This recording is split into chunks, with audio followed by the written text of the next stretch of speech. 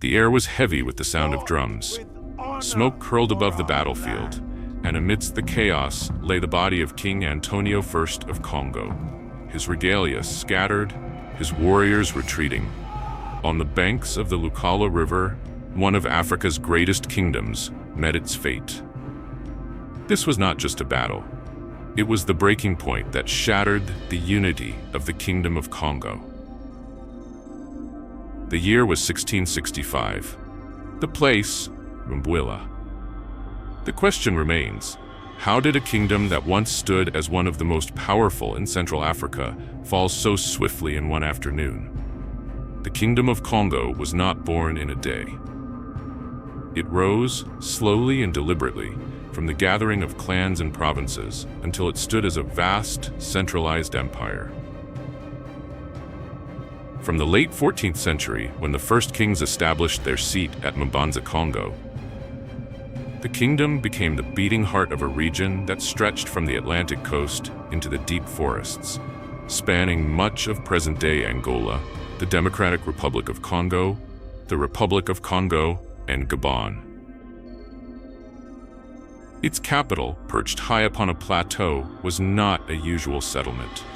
Early Portuguese travelers described it as a city of stone houses, bustling marketplaces, and grand plazas. To them, it resembled the towns of southern Europe more than the villages they expected to see in Africa. At its height, Mbanza Kongo thrived with a population of 30,000, comprising merchants, craftsmen, nobles, and priests. The king's palace rose above them, a symbol of the Mana Kongo's authority. The Mana Kongo ruled over a federation of provinces, Nsundi, Mpemba, Mpangu, Mbata, and Soyo, among others. Each had its governor, its armies, its wealth. But loyalty flowed toward the center, to the Mana Kongo, meaning Lord of Congo, who united them all. It was this unity that made Congo strong, a kingdom whose influence spread across trade routes, whose culture blended tradition with new ideas, whose very name carried weight in the politics of Africa. And then, in 1483, sails appeared on the horizon. The Portuguese had arrived, led by Portuguese sailor Diogo Cao. At first, the relationship seemed a blessing. That the Mana Kongo welcomed these strangers with their iron, their fabrics, their strange books, and faith. King Zinga and Ku accepted baptism and the name Joel first. Christianity spread through the court, and for a time, Congo became a Christian kingdom in its own image, blending the cross with the spear, the rosary with ancestral rites. But beneath the surface, danger brewed. Portugal wanted more than friendship. It wanted slaves, minerals, and dominion.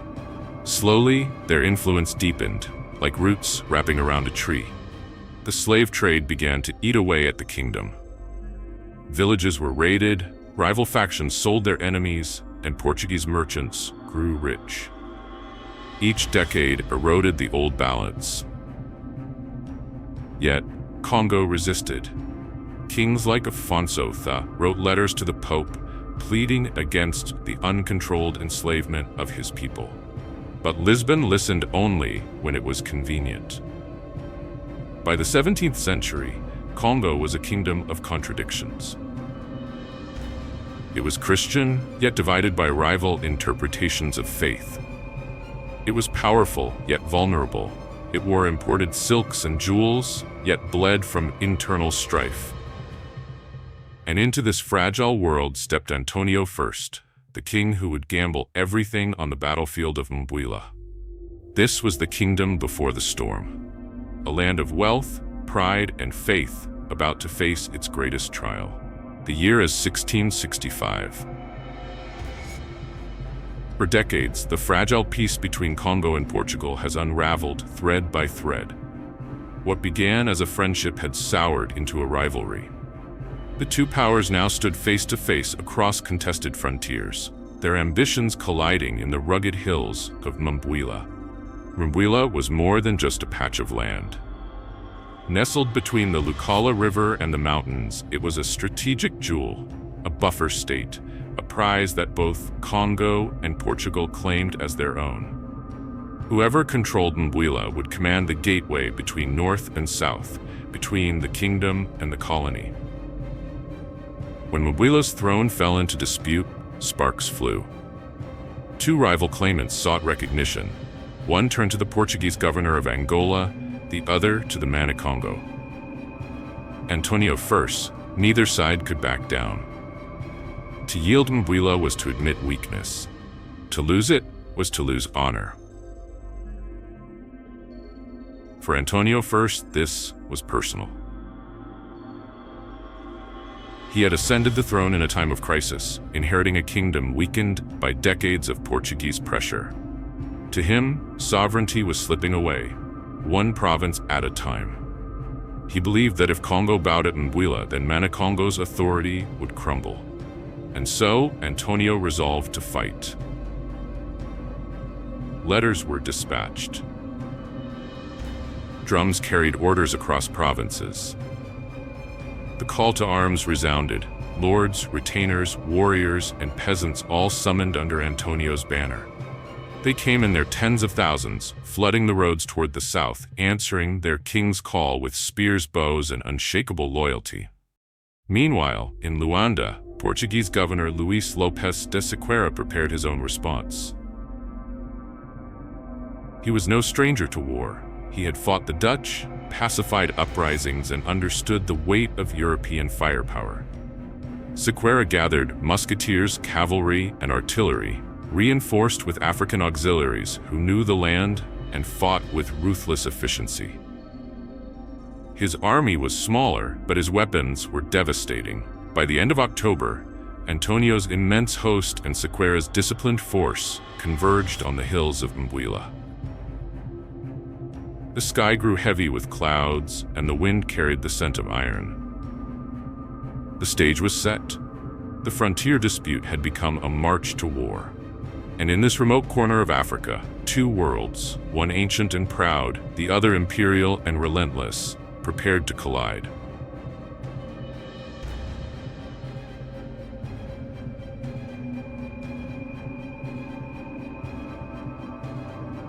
António I was no weak monarch. He was a man of conviction, a king who believed that the Kingdom of Kongo's honor was worth more than compromise. He had inherited a fragile realm, beset by civil strife and Portuguese interference. Yet he carried himself with the dignity of his ancestors, kings who had once ruled an empire that commanded respect across Central Africa. To his people, António was a defender of faith and land, a warrior king who would rather risk annihilation than bend his knee. And behind him stood an army like no other. Historians speak of 40,000 to 60,000 men answering António's call.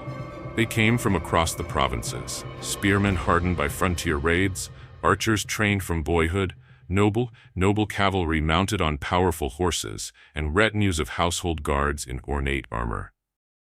At the heart of his host stood the nobles, lords adorned in chainmail and imported silks, their shields inlaid with copper, their helmets glinting in the sun. These were men of lineage and pride, each commanding retainers bound by loyalty and honor. Around them gathered foot soldiers, farmers turned fighters, armed with spears, bows, and machetes, their bodies painted with chalk and their hearts steeled for battle. And woven into this great host marched the clergy. Priests carried crucifixes and relics, chanting prayers over the troops, blessing the army with holy water. To António, the battle was not only for territory, it was for the very soul of Kongo. But if António embodied resolve, then his enemy, Luís Lopes de Sequeira, embodied discipline and strategy. Sequeira was a hardened commander shaped by years of colonial campaigns. His army was smaller, perhaps 10,000 to 20,000 men, but every unit was owned for war. He led Portuguese musketeers armed with flintlocks, drilled to fire in volleys that shattered charges. Alongside them stood Afro-Portuguese settlers and seasoned mercenaries, men who had fought in skirmishes across Angola. Perhaps most crucial were his African auxiliaries, local warriors who knew the hills and forests of Mbwila. They were fierce, mobile, and deadly, acting as both scouts and shock troops. And then there was the heavy artillery, cannons dragged through mud and stone, their bronze mouths ready to unleash thunder across the battlefield. Sequeira's camp was a mirror image of Antonio's. Where Congo relied on numbers and faith, Portugal relied on firepower and discipline. One side fought for survival and sovereignty, the other for expansion and dominance.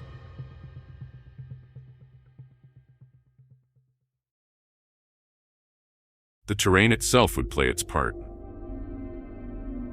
The battle would be fought near the Lukala River, a rugged land of hills, ravines, and forests.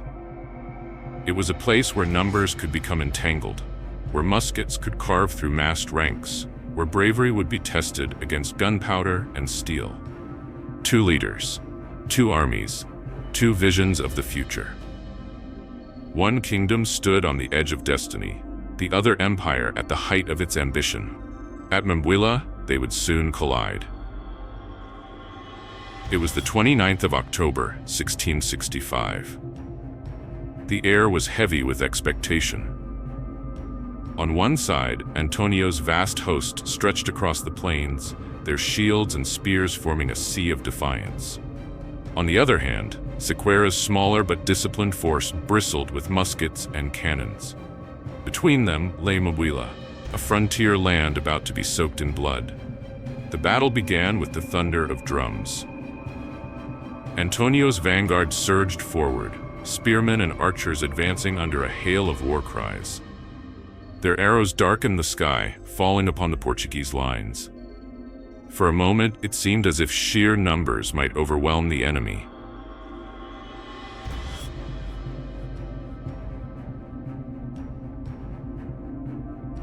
Then came the reply. A crackling volley of musket fire split the morning air. Dozens of Congolese fell where they stood, their shields splintered, their bodies torn by lead. The front lines faltered, and then the cannons roared. Explosions ripped through the advancing ranks, flinging men and earth into the air.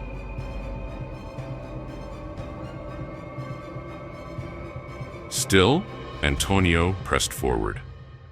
He rode among his warriors, shouting encouragement, lifting his spear high. To him, victory lay in courage, in sheer willpower. And for hours, his men hurled themselves at the Portuguese lines, wave after wave.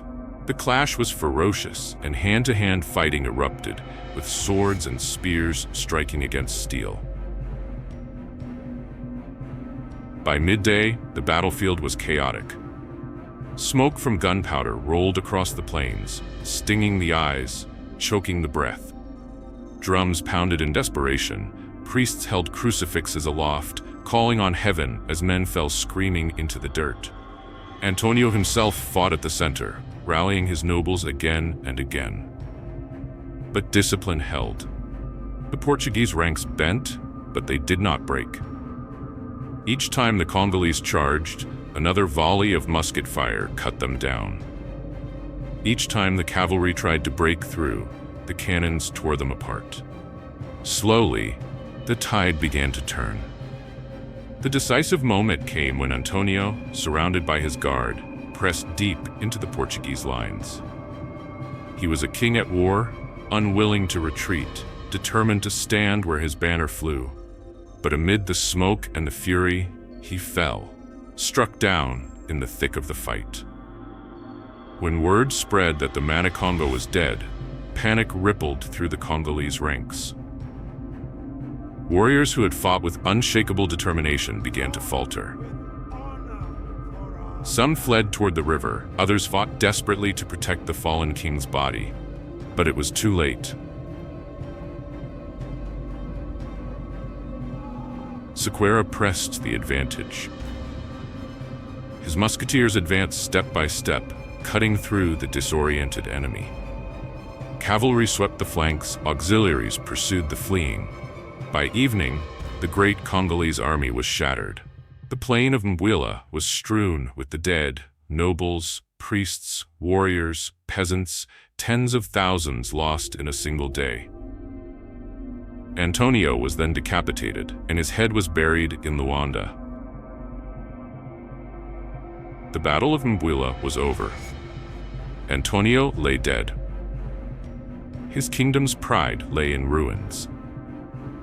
The regalia of the Mbanza Kongo, symbols of centuries of authority, were seized and sent across the sea to Lisbon. In one afternoon, the unity of Congo had been broken beyond repair. The battle was over, but the scars it left would endure for generations. António I, the proud Mbanza Kongo, lay among his warriors, his body never recovered by his people.